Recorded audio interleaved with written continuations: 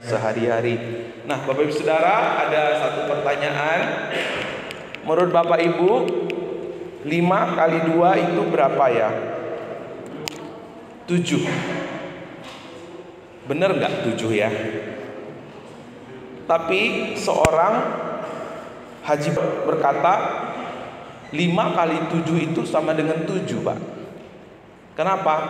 5 lalu dikali 7 di sungai itu ada 2 gitu ya. 5 dikali 7 jadi 7 katanya. 5 dikali 2, 5 ada 5 lalu 2-nya dikali di sungai jadi sama dengan 7. Salah atau benar ya? Kalau menurut Bapak Ibu salah atau benar? Salah, tapi tergantung dari kacamata siapa. Kalau dari kacamata Haji Bolon, ini benar 7. Tapi karena Bapak Ibu kita hidup di zaman postmodern. Postmodern itu mengatakan bahwa kebenaran itu relatif.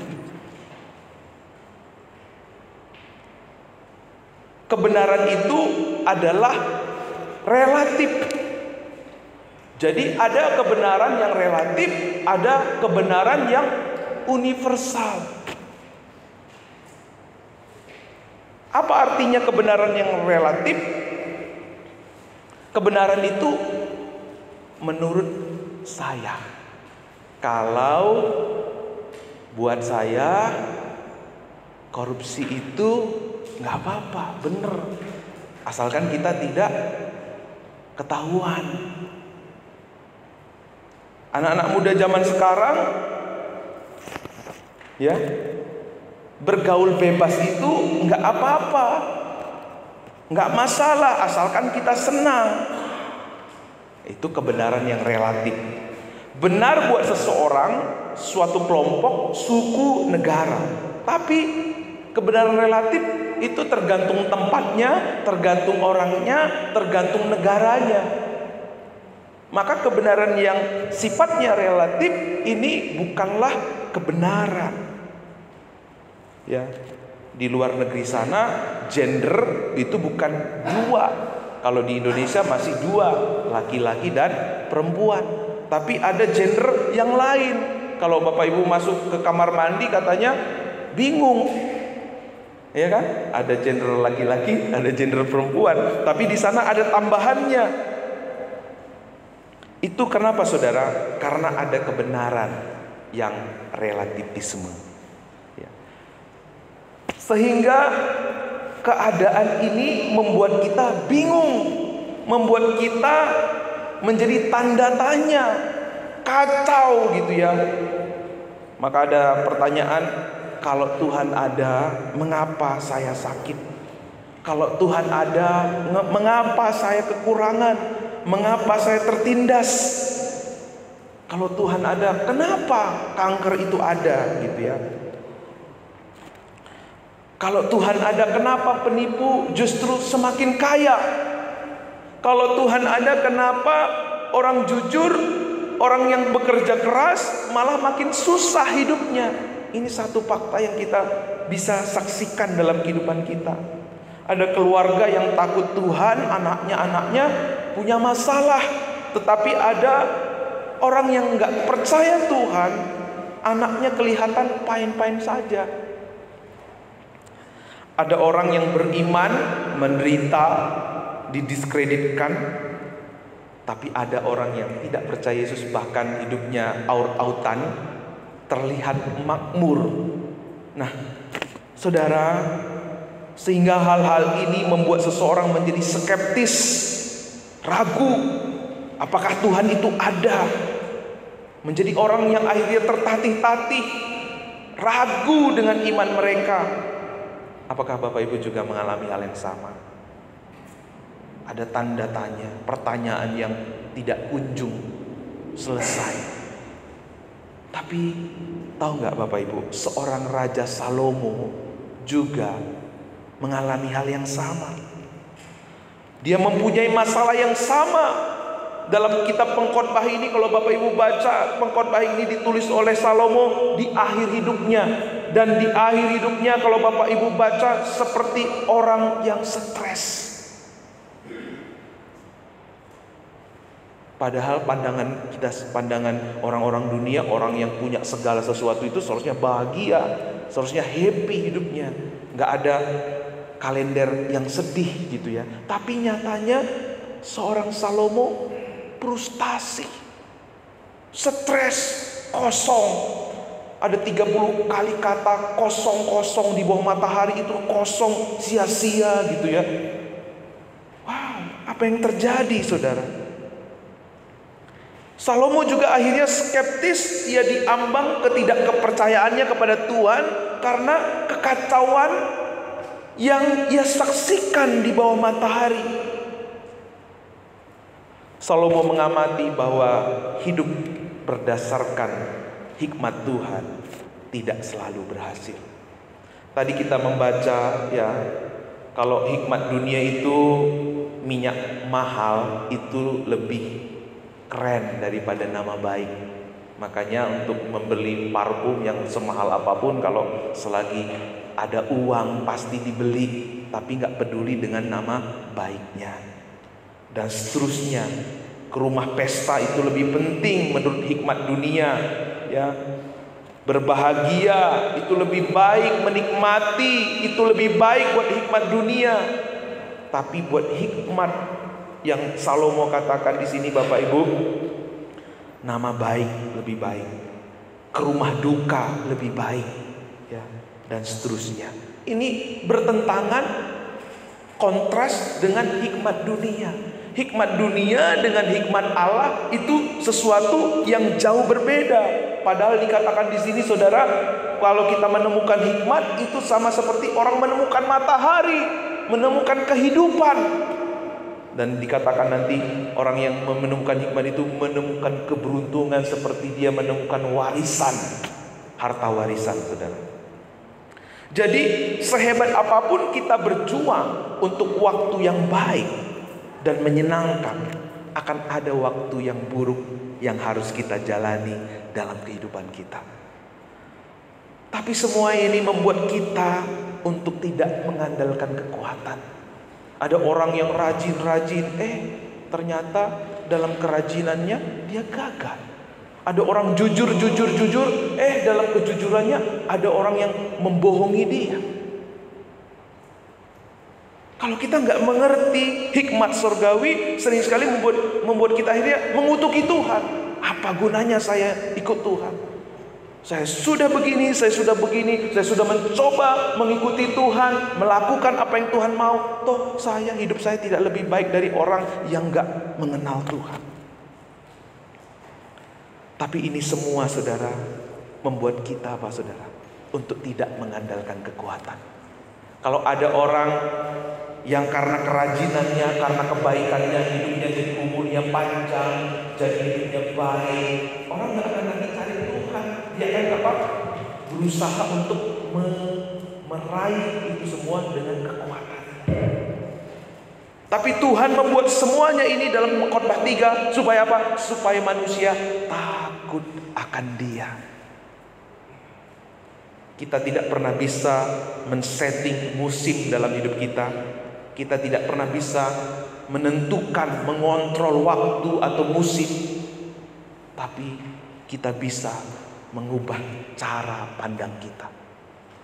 Dalam setiap musim yang kita hadapi, dalam setiap kesulitan yang kita lalui, sebenarnya bukan tergantung kesulitannya, sebenarnya bukan tergantung masalahnya atau tergantung usaha kita, tapi dari sudut mana kita memandang masalah itu.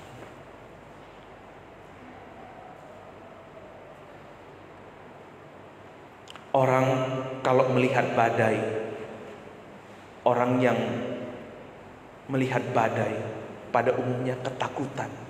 Tapi saudara, ada orang-orang yang memanfaatkan badai, memanfaatkan ombak untuk dia berselancar di dalamnya. Kenapa? Dia punya pandangan yang berbeda. Pengkhotbah 8 ayat 16 sampai 17. firman Tuhan berkata, aku sudah berusaha mendapatkan kebijaksanaan tentang segala jerih payah yang dilakukan manusia di dunia ini siang dan malam. Namun akhirnya aku menyadari bahwa tidak seorang pun dapat mengerti segala yang Allah lakukan di dunia ini. Dengan semua usaha manusia tidak dapat menemukan jawabannya. Sekalipun ada orang bijak yang mengatakan bahwa dia sudah menemukan jawabannya, sesungguhnya dia tidak memahaminya. Perhatikan Bapak Ibu. Namun akhirnya aku menyadari bahwa tidak seorang pun dapat mengerti segala yang Allah lakukan di dunia ini. Semakin kita berusaha untuk mencari tahu, untuk mengerti jalan Allah, semakin kita ketahuan kebodohan kita, semakin kita bingung, saudara.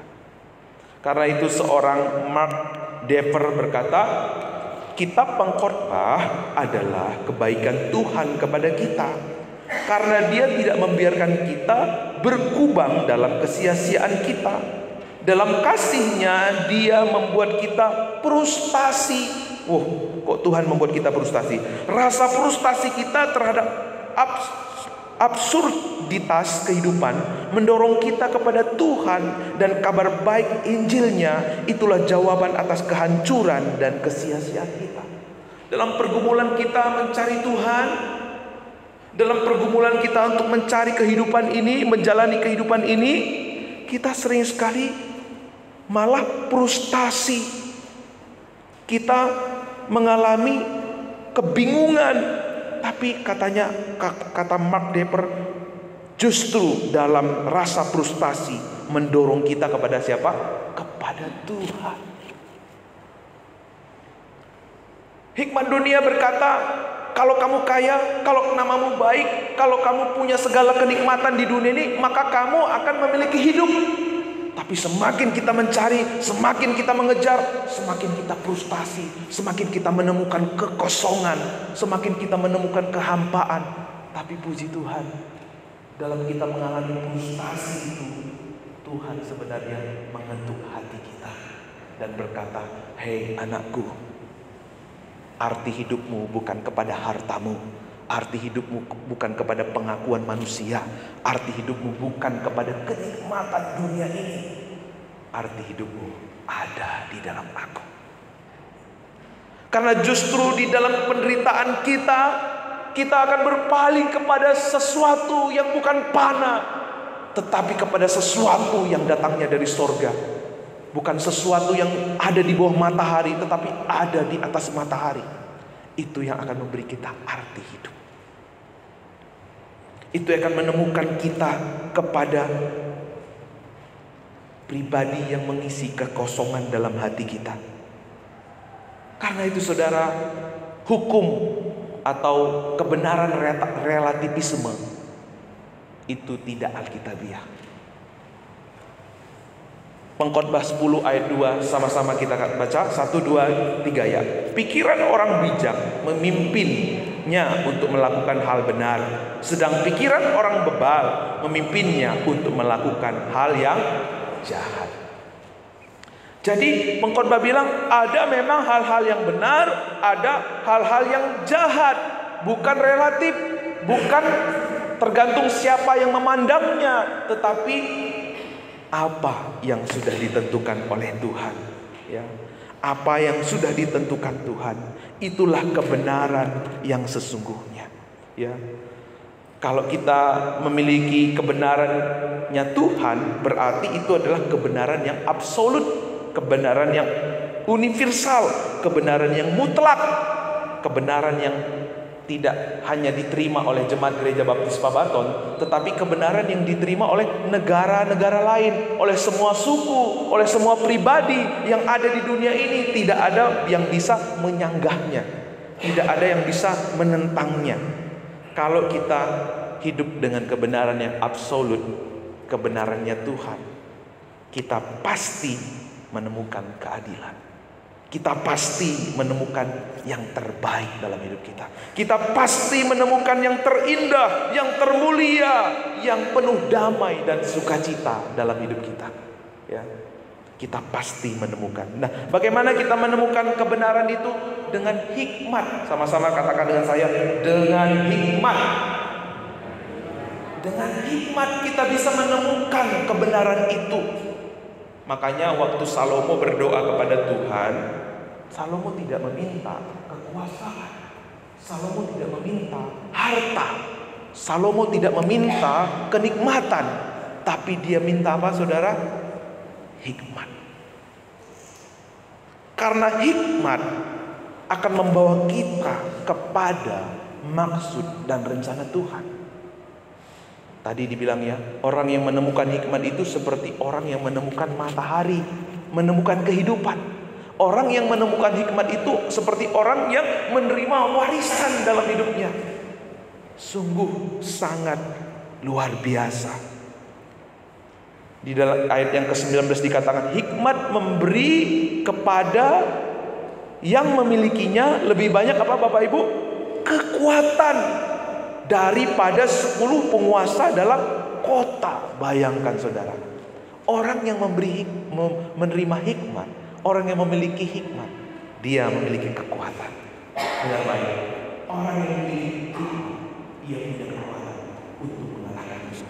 Orang yang memiliki hikmat, ia mengalahkan kekuatan. Ia menerima kekuatan untuk mengalahkan segala musim dalam kehidupan. Orang yang memiliki hikmat, orang yang bisa berjalan di dalam ketidakadilan dunia ini.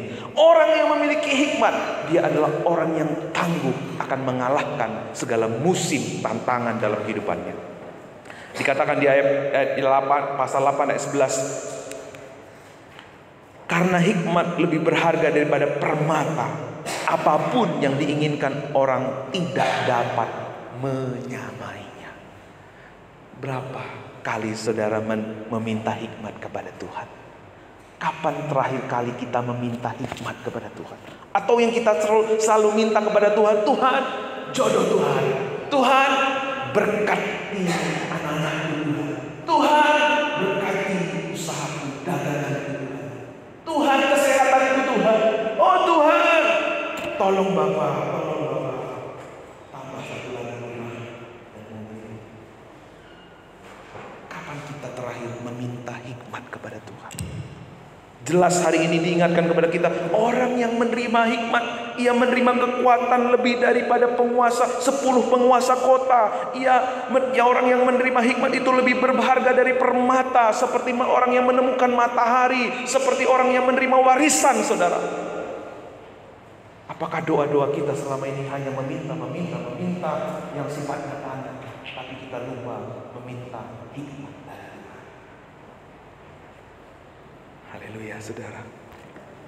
Makanya waktu Salomo menjadi raja, Salomo menghadapi satu masalah yang besar. Ada 2 orang ibu, mereka tidur bersama-sama, tidur bersebelahan. Lalu salah satu anak dari ibu itu meninggal.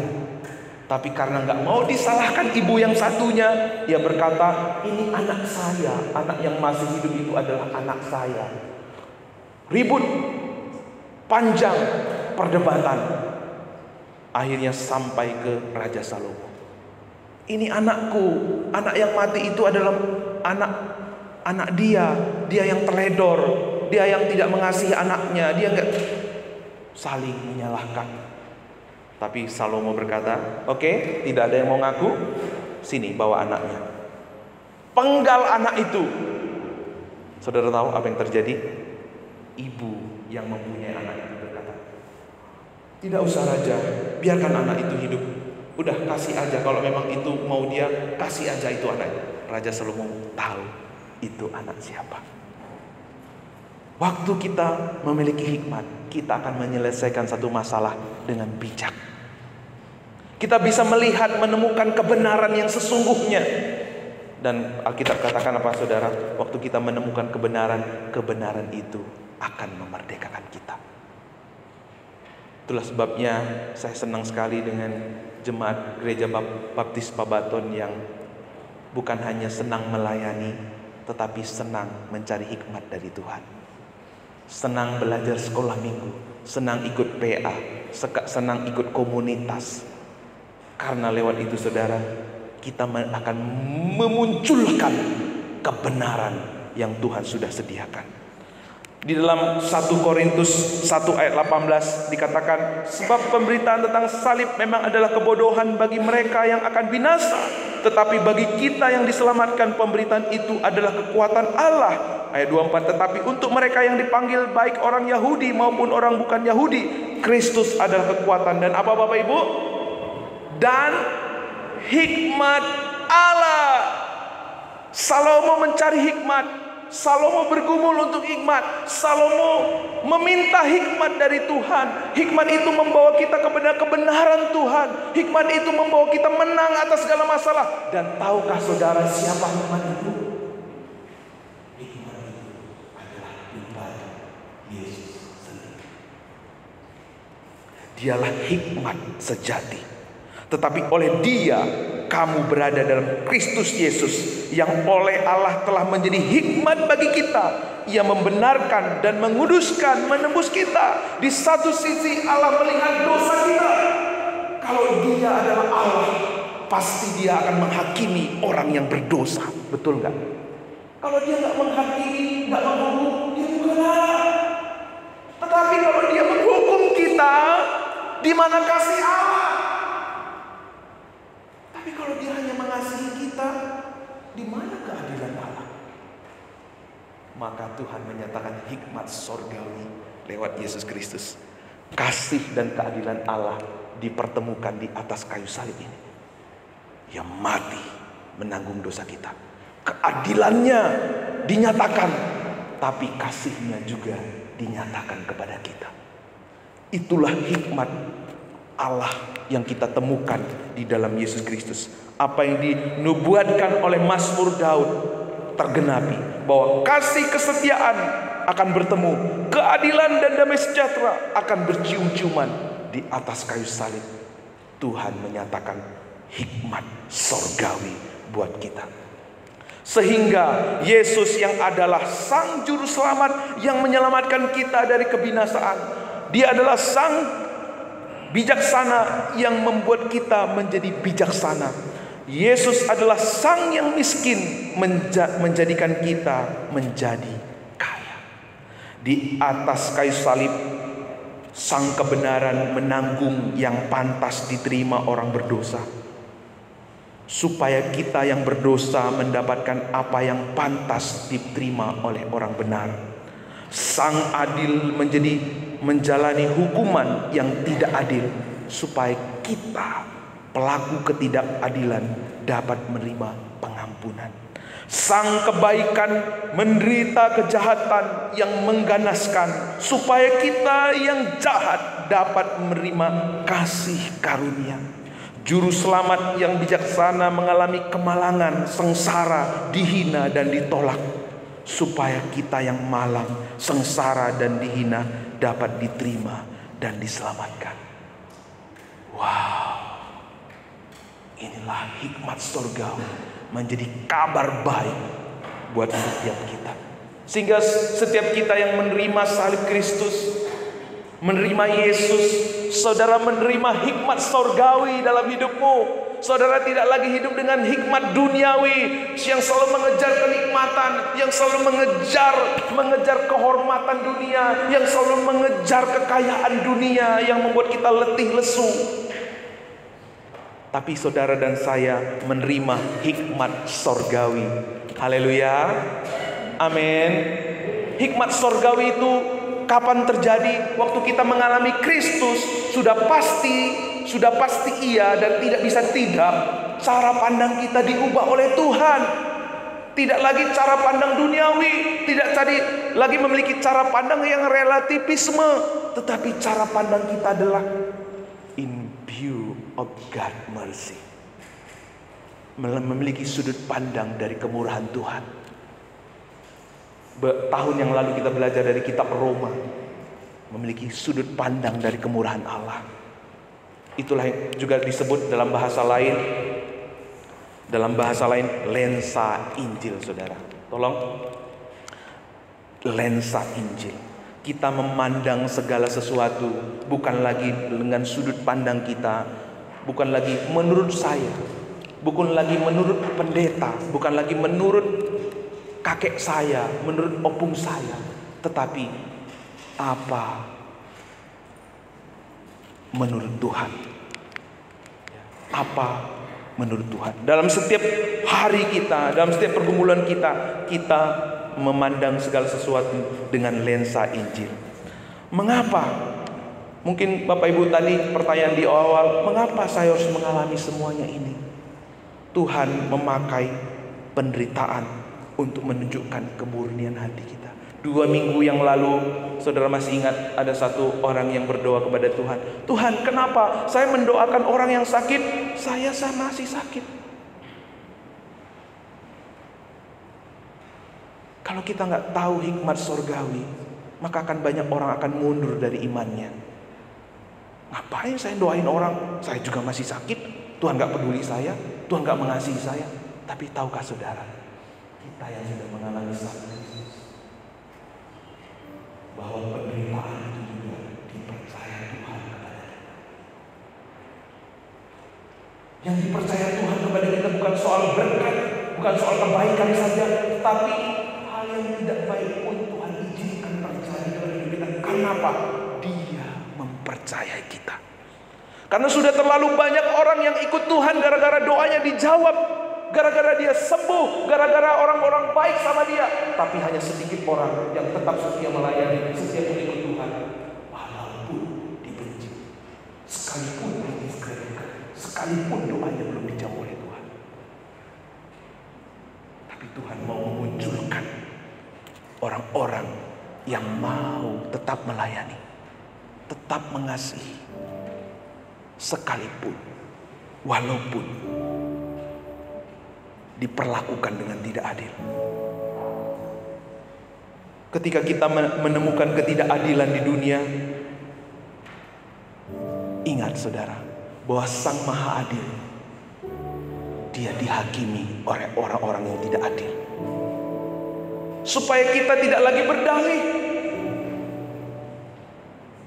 Karena ketidakadilan, kita tidak mau melayani Tuhan.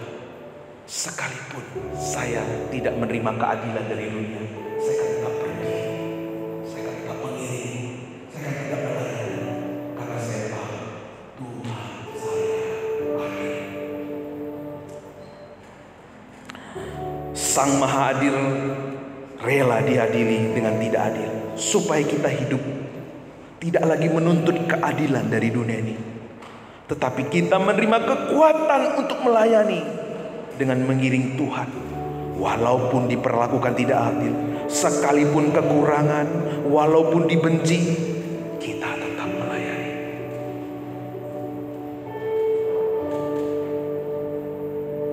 Beberapa waktu yang lalu, ada seorang bos yang hebat tertangkap karena korupsi. Kenapa saudara? Dia masih hidup dengan hikmat duniawi. Uang saya banyak, padahal uangnya tidak pernah memberi dia kepuasan. Selalu kurang dan kurang. Akhirnya dia masuk ke dalam penjara. Tapi hikmat surgawi berkata Bapa, bahwa saudara, kita yang ada dalam Kristus, kita adalah orang-orang yang menerima segalanya di dalam Kristus. Kalau kita punya Kristus, kita punya segalanya. Membuat kita tidak lagi mengejar apa yang panah. Kalau orang-orang dunia mengejar kehormatan, mengejar kebaikan dari dunia ini, saudara, kita tidak hidup lagi dengan cara pandang dari dunia ini, tetapi kita hidup dengan cara pandang sorgawi. Waktu saudara memiliki hikmat sorgawi, saudara akan menjadi pribadi yang menjadi history maker, pembuka jalan, pemecah masalah. Cara kita menegur pun berbeda. Kalau cara orang dunia menegur apa? Habisi dia, permalukan dia, bunuh karakternya. apabila perlu disingkirkan dia. Tapi kalau saudara memiliki hikmat surgawi, waktu saudara menegur orang yang saudara tegur ini, merasakan kasih Allah. Waktu saudara tegur buat hati orang meleleh dan kepingin berubah. Kalau hikmat dunia apa? Membuat benci, membuat marah, seolah-olah hidupnya udah terbuang, tersingkirkan dan tidak berguna lagi. Kalau saudara memiliki hikmat surgawi, cara saudara menegur pun akan berbeda.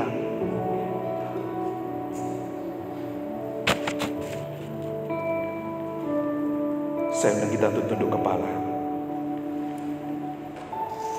Apakah kita kecewa kepada Tuhan?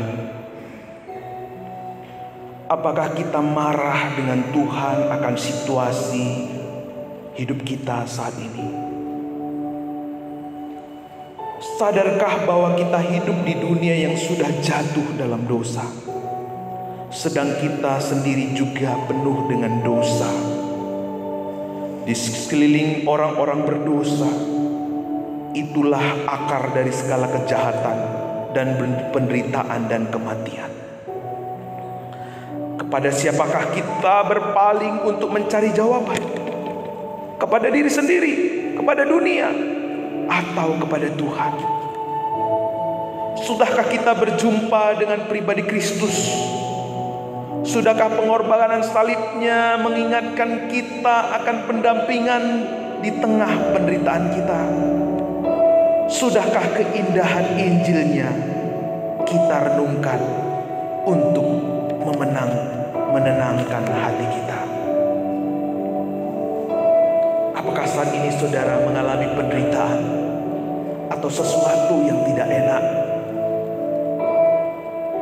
Hikmat dunia akan berkata, sudah hidupmu sia-sia Tuhan. Tapi hari ini dengar saudara, bahwa lewat penderitaan yang kita alami, kesulitan yang kita alami, doa kita yang belum dijawab oleh Tuhan, lewat itu pun Tuhan akan memunculkan, menyatakan iman yang Ia kerjakan di dalam hidup kita.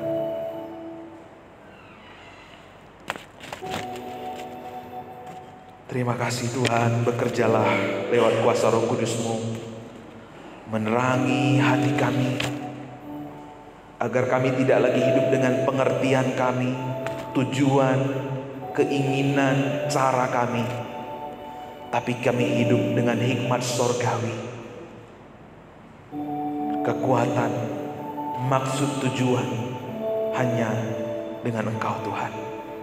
Biar kami memandang segala sesuatu bukan dengan kacamata kami, bukan dengan pengalaman kami, bukan dengan apa kata dunia, tetapi dengan kacamata surgawi.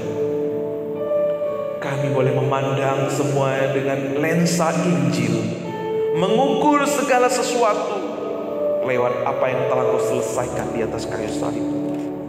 Terima kasih Tuhan. Roh Kudus-Mu bekerja di tengah-tengah kami. Bapak Ibu Saudara, mari buka hatimu. Jangan biarkan saat ini berlalu begitu saja. Bilang kepada Tuhan, Tuhan, aku tidak lagi mau hidup dalam kebodohan dunia. Aku tidak lagi mau hidup dalam keletihan dan kefrustasian. Mulai hari ini aku terima hikmat surgawi dalam hidupku. Mulai hari ini aku mau mengenakan lensa surgawi, lensa Injil dalam hidupku. Aku mau menyaksikan setiap kekuatan-Mu, setiap anugerah-Mu nyata terjadi di dalam kehidupanku. Terima kasih buat firman-Mu Bapa. Terima kasih buat kebenaran-Mu. Biar Roh Kudus-Mu memantraikan dengan baik dalam hati sanubari kami, menjadi bagian kekal yang tidak pernah bisa diambil oleh apapun dari dunia ini. Hamba-Mu berdoa dan memperkatakan dengan iman mulai saat ini Bapa, kami adalah orang-orang yang mengejar hikmat surgawi dalam hidup kami. Mulai hari ini Bapa, kami adalah orang-orang yang mengutamakan hikmat-Mu lebih daripada yang lain. Mulai dari hari ini Tuhan, kami mengenakan lensa Injil dalam kehidupan kami sehari-hari.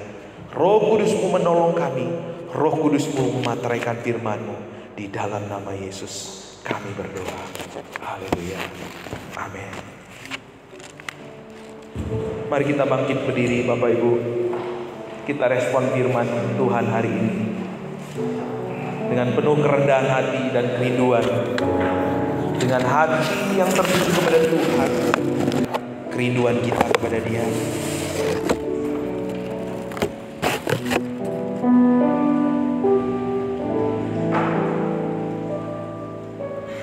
Ada waktu untuk berduka, ada waktu untuk bersuka,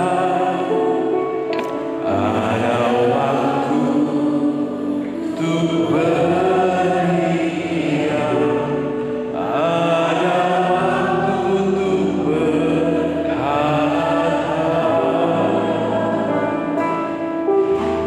Namun di atas segalanya, ku tahu Allah, ku bekerja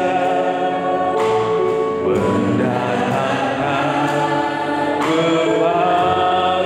kebahagiaan bagi yang mengasihi.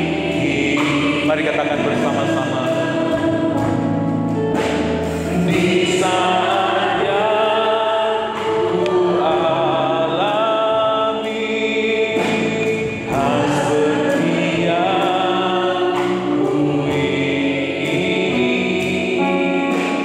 Di saat tiada jawaban, mengapa harus berjari?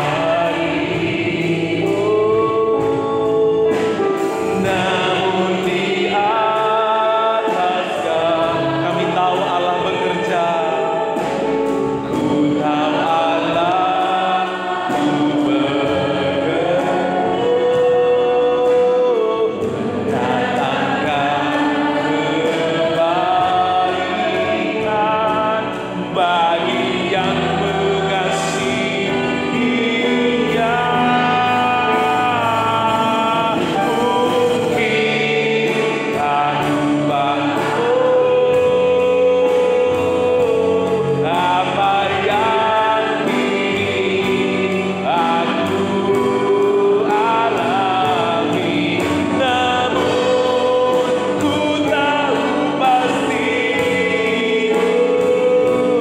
Kasih Allahku takkan berhenti, kan usahakan semua pergumulan kami kepadamu Tuhan.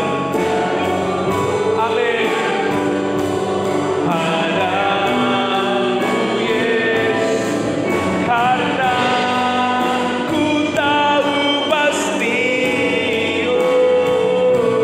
semua akan jadi indah pada waktunya. Saya menyerahkan kesempatan ini untuk Bapak Ibu Saudara menyerahkan pergumulan setiap kita kepada Tuhan. Mungkin saat ini banyak hal yang kau gak mengerti dalam hidupmu. Kenapa Tuhan mesti terjadi dengan saya? Mengapa doa saya belum dijawab Tuhan? Mari bawa kepada Tuhan. Mari katakan, Tuhan, mulai hari ini Bapa, aku mau serahkan, aku mau percayakan perkaraku ini ke dalam tangan-Mu. Aku percaya kalau Tuhan izinkan terjadi, ada rencangan yang terbaik di dalam kehidupanku. Ada maksud Tuhan yang indah yang Tuhan persiapkan lewat pergumulan ini. Aku tidak mau jadi lemah. Aku tidak mau jadi mundur. Aku tidak mau berkecil hati. Aku tidak mau kehilangan damai sejahtera dan sukacitamu. Aku mau berdiri dengan teguh karena Engkau sudah menyelesaikan segalanya. Karena Engkau sudah mengerjakan segalanya. Karena Engkau sudah merencanakan yang terbaik dalam hidupku. Kalau yang terbesar Tuhan sudah selesaikan, maka yang tidak lebih besar dari masalah itu Tuhan juga campur tangan. Dan hingga akhirnya semua ini menjadi puji-pujian, hormat, kemuliaan bagi nama Tuhan.